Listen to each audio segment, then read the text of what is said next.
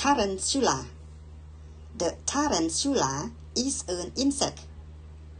It is the largest spider in the world. Its body is oval in shape. It does not have a backbone. It has 8 legs. Its legs are long. Its head is small.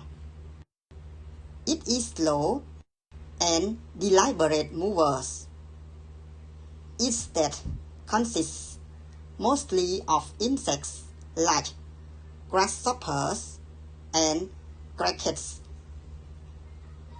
On occasion, it can also eat small mammals.